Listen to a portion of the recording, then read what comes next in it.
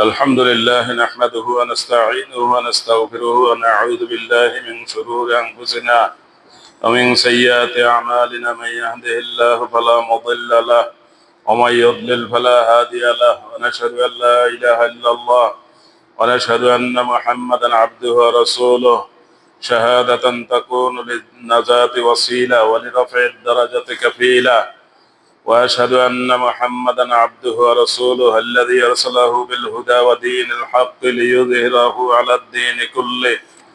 أما بعد، فإن خير الحديث كتاب الله، وخير الهدي هدي محمد صلى الله عليه وسلم، وشر الأمور محدثاتها، وكل بدعة ضلالة، وكل ضلالة في النار. أيها الحاضرون المستمعون الكرام، هذا شهر ذي القعدة، وبعد هذا الشهر سيأتي ذي الحجة،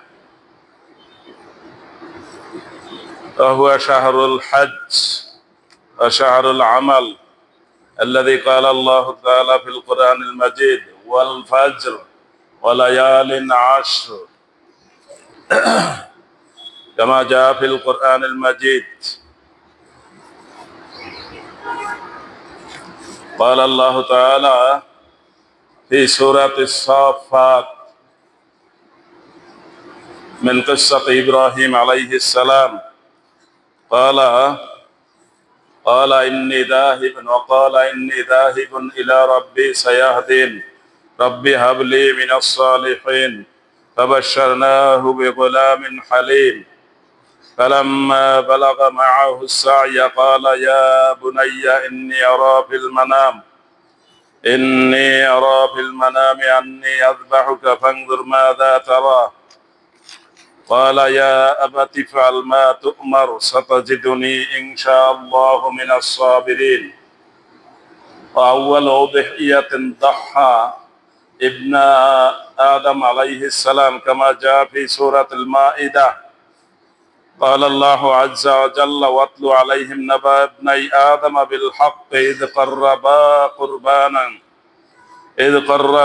قربانا فتقبل من أحدهما ولم يتقبل من الآخر، قال لأقتلنك، قال إنما يتقبل الله من المتقين. لئن بسطت إلي يدك لتقتلني ما أنا بباسط يدي إليك لأقتلك، إني أخاف الله رب العالمين. إني أريد أن تبوء بإثمي وإثمك فتكون من أصحاب النار، وذلك جزاء الظالمين. فطوعت له نفسه قتل أخيه فقتله فأصبح من الخاسرين.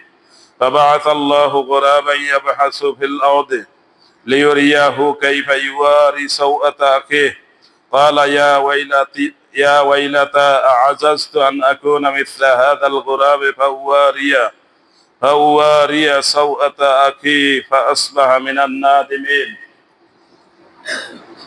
وقال الله عز وجل في سورة إبراهيم: وما أرسلنا من رسول إلا بلسان قومه ليبين لهم.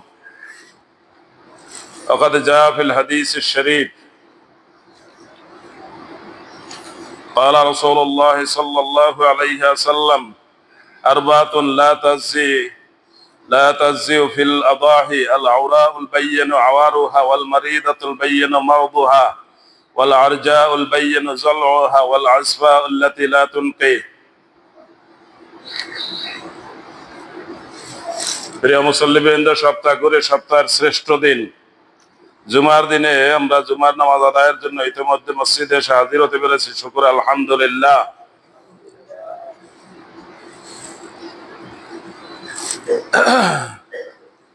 জুমার নামাজের আগে খুতবা হয়, এই খুতবাটা ছিল পরে। তো পরের যে খুতবা, এই খুতবা শোনার জন্য অধিকাংশ মুসল্লি আগ্রহী না। কি আগ্রহী থাকে? যেমন ঈদের নামাজের খুতবা পরে আছে, এখনো না শুনে একদল চলে যায় কিনা, ব্যস্ত। সময় দিয়েছেন কে? সময় নিবেন কে? জীবন মৃত্যু যার হাতে, সৃষ্টি যিনি করেছেন তার কথা শুনে না। যিনি জীবনের মালিক, মৃত্যুর মালিক, সময়ের মালিক, সুস্থতার মালিক, অসুস্থতার মালিক, তার আনুগত্য করে না। এবং তিনি বলেছেন, তুমি আমার কথা তো শুনো না, তবে শুনতে চাইবে এক সময়, ওই সময় আমি আর তোমার কথা শুনবো না। হাত্তা ইদা হাদারা আহাদাহুমুল মাউত ক্বালা ইন্নী তুবতুল আন। হাত্তা ইদা হাদারা আহাদাহুমুল মাউত ক্বালা রাব্বি লাউলা আখখারতানি ইলা আজালিন করিব ফাআসাদদাকা ওয়া আকুম মিনাস সালিহিন। মৃত্যু যখন হাজির হয়ে যায়, মুমূর্ষ অবস্থা, তখন সকল বেঈমান লোকেরা বলে, আল্লাহ, আমি এখন তওবা করছি, আমাকে একটু সময় দেন, এরপর আমি জীবনে যা কামাই করছি সব কি করব? দান করে দেব। দান করিয়ে দেওয়া বিরাট স্বভাবের কাজ, আখিরাতের জন্য লাভ হবে, এটা বলা হয়েছে বহুত, কিন্তু আগে এগুলো শোনে নাই। এখন কি করতেছে? বড় বড় ওয়াদা দিতেছে। কি ওয়াদা দেয়? আমি জীবনে যা কামাই করছি সব দান করে দেব। আর কি করব? ওয়া আকুম মিনাস সালিহিন। এবং আমি 4 নম্বর শ্রেণী, যেটা আল্লাহ বলেছেন, 4 নম্বর দল, অর্থাৎ ভালো দল। 4 নম্বর হয়েছে, এর আগে হলো বেশি ভালো। এই 4 নম্বর দলের অনুসরণ করব। অন্য কথায় বলা হয়েছে, অন্য আয়াতে আছে সূরা ইব্রাহিমে, আমি 1 নম্বর দলের অনুসরণ করব। আনআমা আল্লাহু আলাইহিম মিনান নাবিয়্যিনা ওয়াস সিদ্দীকিনা ওয়াস শুহাদাই ওয়াস সালিহিন। আল্লাহ নিয়ামত দান করেছেন নবীদেরকে, শহীদদেরকে, নবীদেরকে, সত্যবাদীদেরকে, যারা সত্য কথা বলেছেন, সৎ পথে চলেছেন, সত্যকে সমর্থন করেছেন। শহীদদেরকে, এই পথে থেকে যারা জীবন শেষ করে দিয়েছেন। সালেহীন, এবং এই পথের পথিক যারা নেক কাজ করেছেন, ভালো কাজ করেছেন। মৃত্যু হাজির হয়ে গেলে তখন বলবে, আল্লাহ, আমি জীবনে যা কামাই করছি দান করে দেব, আর ওই সালেহীন এদের অনুসরণ করবো। অন্য আয়াতে বলা হয়েছে যে নবীদেরই অনুসরণ করবো, আর কারো অনুসরণই করবো না। আর এখন আল্লাহ বলছেন যে তুমি জুমার নামাজের আজান দিলে দৌড়েই আসো। এই জন্য সতর্কতার জন্য ওসমান রাদিয়াল্লাহু তাআলা আনহু কি করলেন, যে দৌড় যাতে না দেওয়া লাগে, যেন আগে একটা আজানের ব্যবস্থা করছেন। দৌড়ের দরকার নেই, আগের আজানে হেঁটে হেঁটে আসলেই হবে। আর রাসূলুল্লাহ সাল্লাল্লাহু আলাইহি ওয়াসাল্লামের সময় যে আজান ছিল, সেটা হলো এই যে এখন দিল। এই আজানের পরে বেচা কিনা বন্ধ করে দৌড়, ফাসাও।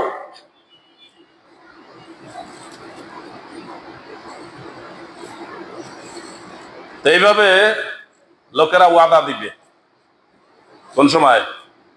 যখন আর সময় থাকবে না। এখন আল্লাহ কি বলবেন, তুমি কি করবা এটা আমি আগেও জানতাম, তারপরও তোমার একটা সময় দিয়েছিলাম, এই সময়টাও তুমি পার করিয়ে দিয়ে এখন আবার আমার সাথে নতুন করে ওয়াদা করতেছো। কি ওয়াদা? আমার আরেকটু সময় দেন, আমি বুঝতে পারি নেই, এরপর আমি জীবনে যা কামাই করছি সব দান করিয়ে দেবো, আর নবীদের অনুসরণ করব, ভালো মানুষের অনুসরণ করব। করবে? আসলে কি করবে? এটা আগে তাকে বলা হয়েছে কিনা? তখন শুনছে? শুনছে, কানে লাগায় নাই। শুনে নাই এমন মুসলমান নাই, অমুসলমানরাও শোনার সুযোগ আছে। এখন ডক্টর জাকির নায়েকের বক্তব্য অমুসলমানরাও বাসায় বসে শোনে, শুনে শুনে অনেকে ইমানদার হয়ে যায়। অনেকে পরিবেশ পায় না, এই জন্য মনে মনে ইমান নেয়, কিন্তু প্রকাশ্যে পারে না, বাইরের চাপ আছে। তো আল্লাহ জিজ্ঞাসা করলে বলবে, আমি মানুষের ভয়ে এটা পারি নাই, ইমান নিতে পারি নাই। আল্লাহ বলবেন মানুষের বেশি ভয় করবা না আমাকে বেশি ভয় করবা? বলবো যে আল্লাহ আপনাকে বেশি ভয় করা দরকার ছিল, কিন্তু আমি এই পরিবেশটা পাইনি। সবার কি আছে? ডান হাত আছে, বাম হাত আছে, আর একটা কি হাত আছে? অজুহাত আছে। এই অজুহাতটা কোন পাশে? হাত তো দুইটাই দেখা যায় সবাই নাকি?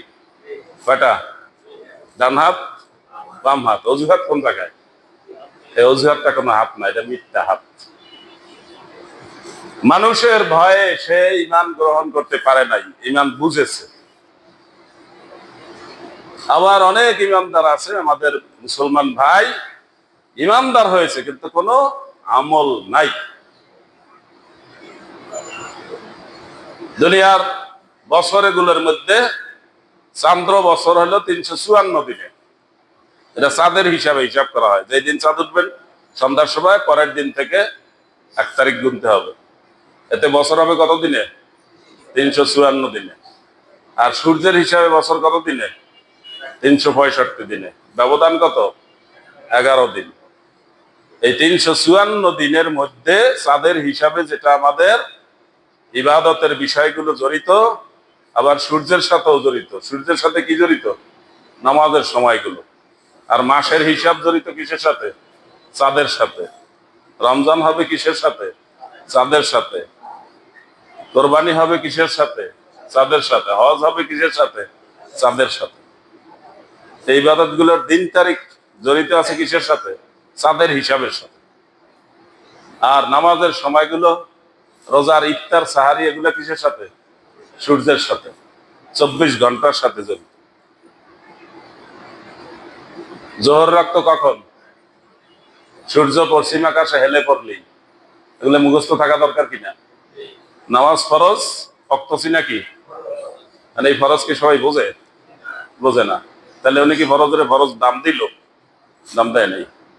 তাকে আল্লাহ একটা জীবন দিলেন, সবগুলো অঙ্গ প্রত্যঙ্গ ঠিক মতো দিলেন, হাত পা চোখ কান। এই অঙ্গ প্রত্যঙ্গের কত দাম সেটা হিসাব করতে পারতেছে না। একটা অকেজ হইলে তারপর হিসাব করতে পারবে। ডান হাতটা যদি না থাকে তাহলে যে কি অসুবিধা, একটা চোখ যদি না থাকে তাহলে কি অসুবিধা, একটা পায়ে যদি ঠিক মতো ভর করতে না পারে কি অসুবিধা, যে দাঁতগুলা দিয়ে সুন্দরভাবে সবকিছু চিবিয়ে খায়, সে দাঁতগুলো যদি নড়বড়ে হয়ে যায়, পড়ে যায়, ক্ষতিগ্রস্ত হয়, ক্ষয় রোগে পড়ে যায়, তখন বুঝে যে ওইখানে কি দাম। এইভাবে হার্ট, রক্ত, যার রক্ত তৈরি হয় না, খাবার খায় কিন্তু রক্ত তৈরি হয় না, 6 মাস পর পর আরেকজনের থেকে রক্ত এনে দিতে হয়, এবং 6 মাস হওয়ার আগে আগে তার বিভিন্ন অসুবিধা, উপসর্গ শুরু হয়, কষ্ট শুরু হয়, উঠতে পারে না, বসতে পারে না, হাঁটতে পারে না, কিছুই করতে পারে না। এত হিসাব করতে থাকেন। সুস্থ আছে এই জন্য হিসাব নেই। এইসব নিয়ামত দিয়ে আল্লাহ তাআলা আমাদেরকে সৃষ্টি করেছেন। এরপর বলছেন যে তোমাকে আমি 24 ঘন্টা নিয়ামত দিই, তুমি আমাকে 5 বার সেজদা দিবা। 5 বার সেজদা দেওয়ার সময় কোনটা, ওয়াক্ত কোনটা? ওয়াক্ত চিনে না, খালি নামাজ পড়ে। আজান দিলেই তো ওয়াক্ত হয়, আজান দিলে ওয়াক্ত হয়, এই কথা বললে হবে? আজান ভুল দিতে পারে কিনা?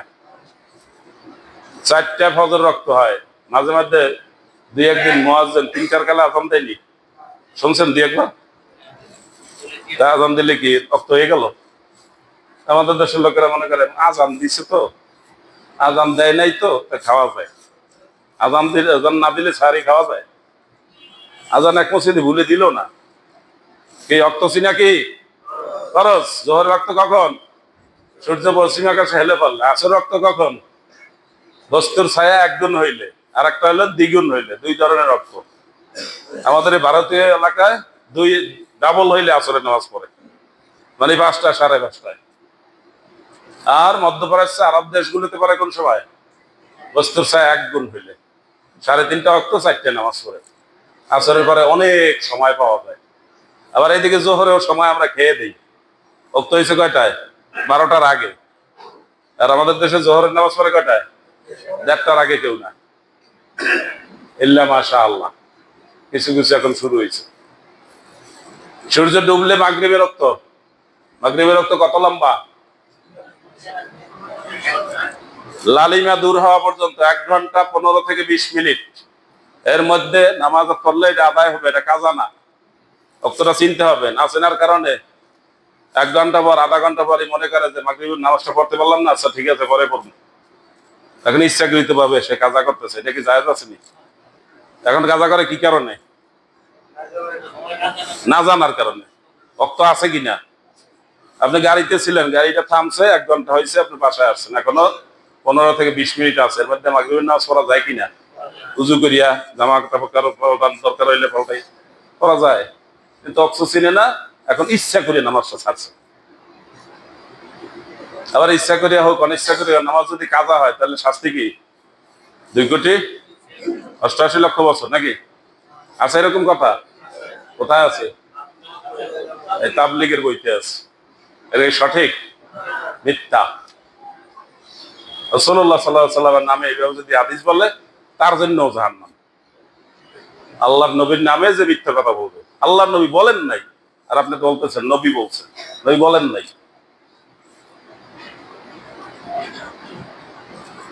নিজের অস্তিত্ব রক্ষার জন্য নামাজ বাদ দিয়ে কাজ করছেন। কয়েক চাই রক্ত নামাজ পড়েন নাই। সাহাবারা এসে বলছে, ইয়া রাসূলুল্লাহ নামাজ রক্ত হয়েছে। বের কাটো। কি কাটতে গেছে? বের কাটতে গেছে। বের চিনেন না? 2 বাড়ির মাঝখানে বের থাকে না, এই বের লাভ দিয়ে ওপার যাওয়া যায়, আবার বড় বেড়ালে যাওয়া যায় না। কুয়া কাটতে হইবে, খন্দক করতে হবে। আর এই খন্দক যদি না কাটা যায় তাহলে ওই দিক দিয়ে যারা শত্রু আসছে তারা এসে আক্রমণ করবে। আক্রমণ করলে অস্তিত্ব থাকবে? কারণ অস্তিত্ব রক্ষা করবে আগে না নামাজ পড়বে আগে? মানে জুতা পিছনে রেখে নামাজ দাঁড়াইছেন, দায়িত্ব কার? জুতা পা আড়া দেওয়ার? অনেকেই এখন এই কাজ করে। এত বলছি ছাতা জুতা মোবাইল এগুলো সামনে রেখে তারপর নামাজ পড়বেন। আর মোবাইল ওই নামাজের জায়গা রাখা, এটা বিপদ। উজুর জায়গায় বসে উজুর এক জায়গায় রাখে মোবাইল রাখে উজু করে, পরে মোবাইলটা লেগে গেছে, খুশি হয়েছে, আলহামদুলিল্লাহ, হাসে। হ্যাঁ, মোবাইলটা লেগে গেছে, হাসে। ছাত্রদের মতো পড়া পারে না, এই পড়া হয়েছে, হ্যাঁ হ্যাঁ, হাসে না, পড়া এনে জন্য ফুর্তি। হ্যাঁ,